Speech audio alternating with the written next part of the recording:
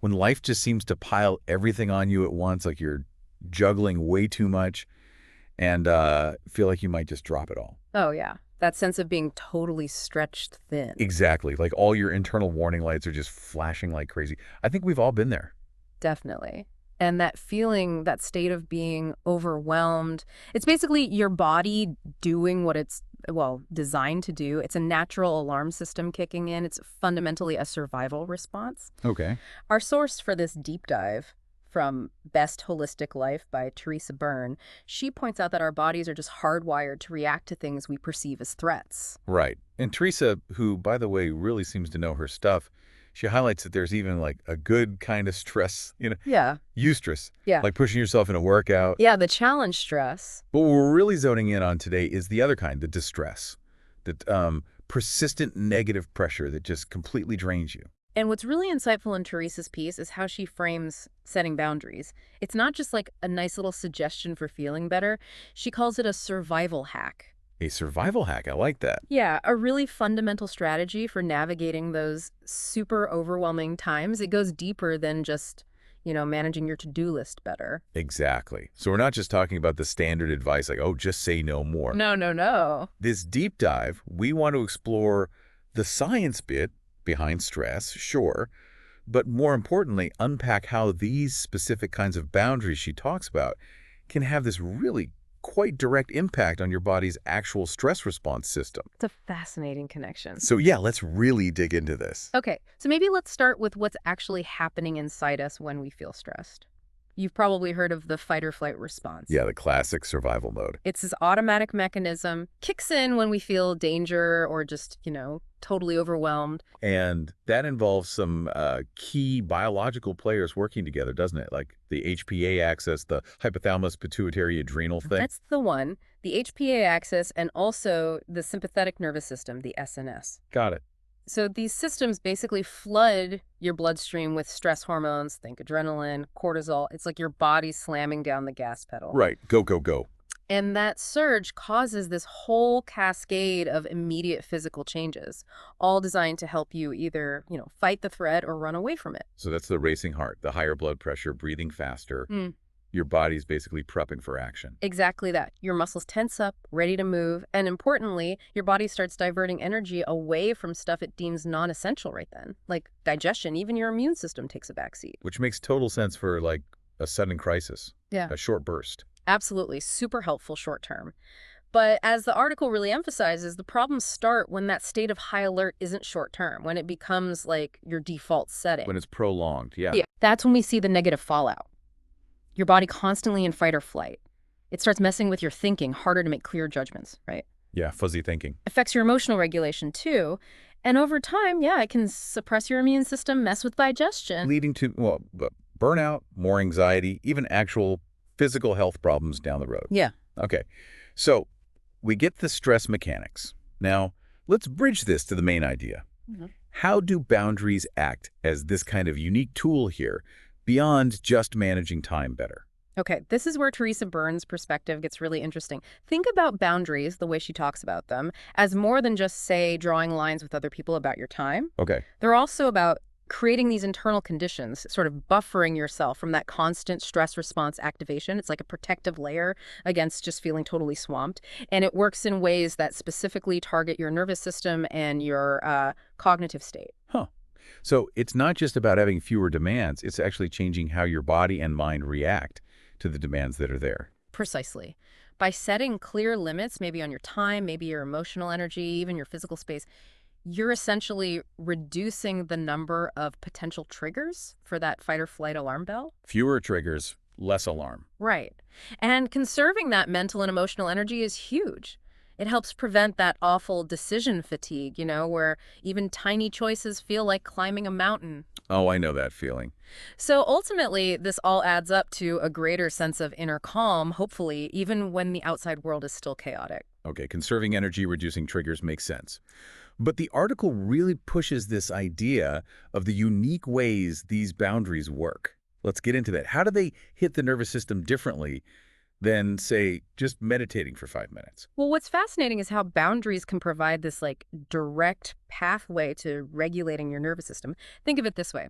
When you consistently set and importantly maintain healthy limits, you're sending signals to your body. Signals that say, "Hey, we're actually in a safe, controlled environment here." Okay, so you're sort of communicating safety inward.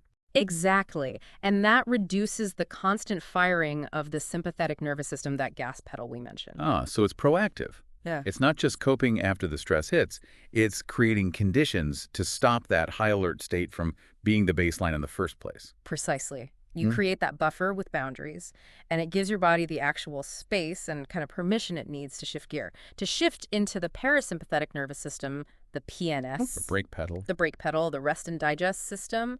That's where your body actively works on recovery, on healing, getting back to balance.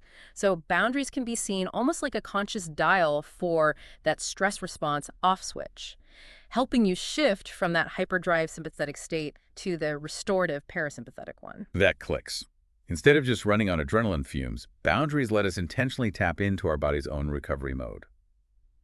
Okay, what's another key way these maybe untypical boundaries work, particularly with our thinking?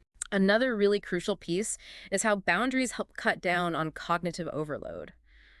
The article mentions how under high stress, the amygdala, the emotional hub in your brain can kind of hijack Right, the this. emotional brain takes over. Yeah, and that can actually get in the way of your prefrontal cortex functioning properly. Yeah. That's the bit responsible for rational thought, planning, decision making.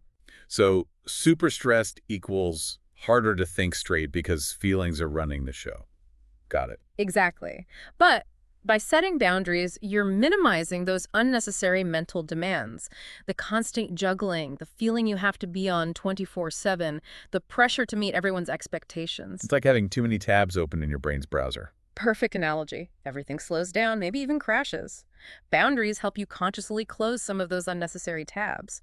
That frees up your cognitive bandwidth, letting your prefrontal cortex work more effectively, even when things are demanding. So boundaries calm the physical stress and clear the mental fog stress creates. Wow.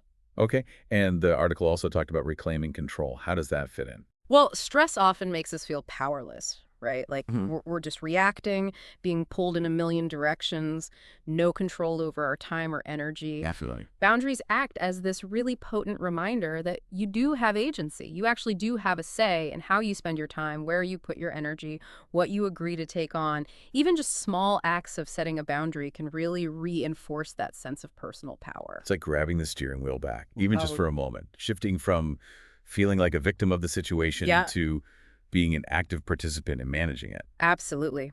And to make this really concrete, the article gives some great practical examples of specific boundary types for stressful times. Let's maybe start with time boundaries. That's a big one for most Oh people. yeah, resonates hugely. When things get crazy, any personal schedule just seems to poof, vanish. Totally. We let external demands just dictate everything. But setting time boundaries means consciously protecting moments for rest, for focused work, or just for having time to yourself to like breathe. So using those phrases she suggests, like, I can't take this on right now. Exactly. Phrases like, "I can't take this on right now, but I'll let you know when I have capacity," or even just, "I need 15 minutes to regroup before I respond," those can be super effective for creating those essential pauses. Carving out little pockets of control in the day. Okay. What about emotional boundaries?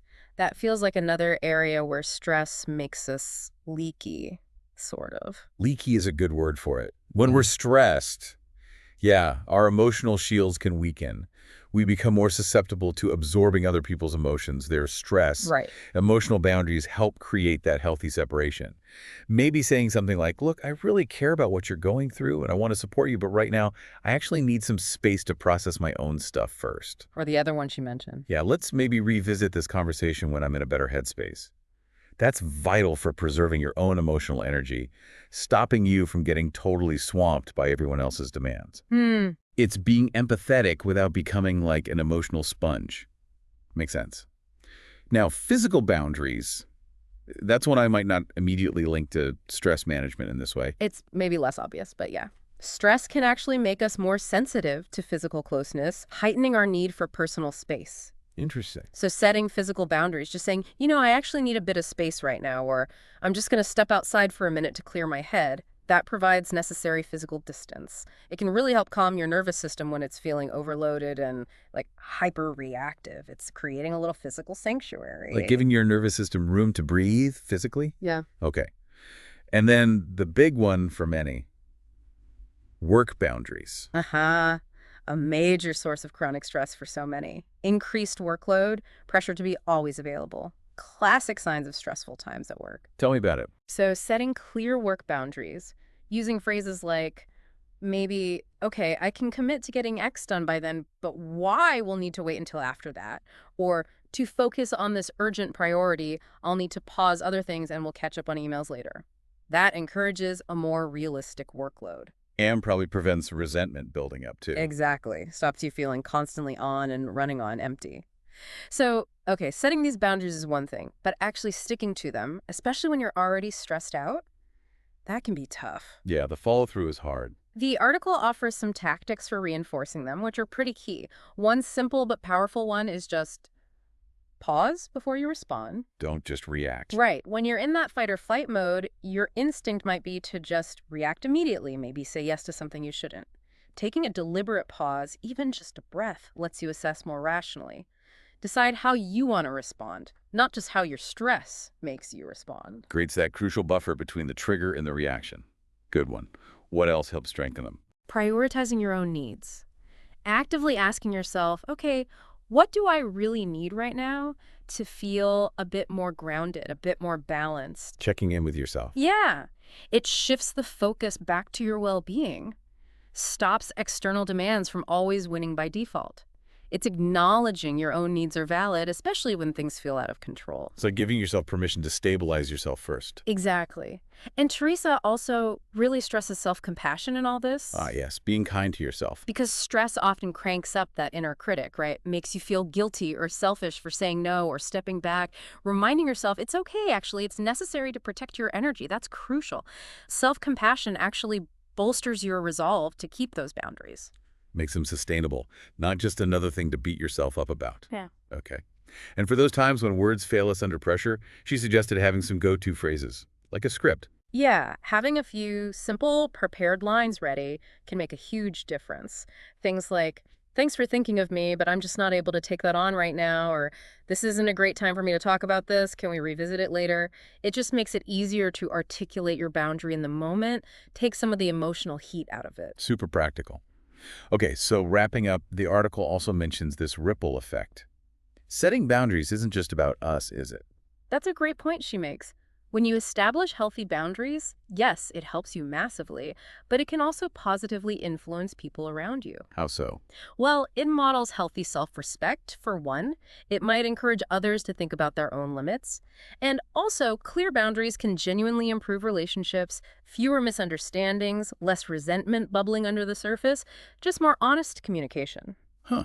So prioritizing ourselves with these specific kinds of boundaries actually helps our connections too, potentially.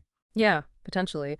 And ultimately, as the article hammers home, looking after yourself this way, protecting your time, energy, cognitive space, it enhances your mental and physical health, makes you more resilient to stress overall. It comes full circle. Exactly.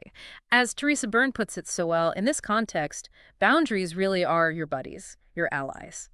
Essential tools for navigating life's rough patches with a bit more ease, maybe a bit more resilience, and grace. So the big takeaway seems clear. When stress piles up, setting these kinds of boundaries isn't just nice to have, it's actually a fundamental act of self-preservation. It's about directly tweaking your body's stress response, protecting your ability to think clearly, reclaiming some control, giving yourself the space to not just cope, but actually thrive, even when things are tough. Which leads us to a final thought, maybe something for you, the listener, to chew on.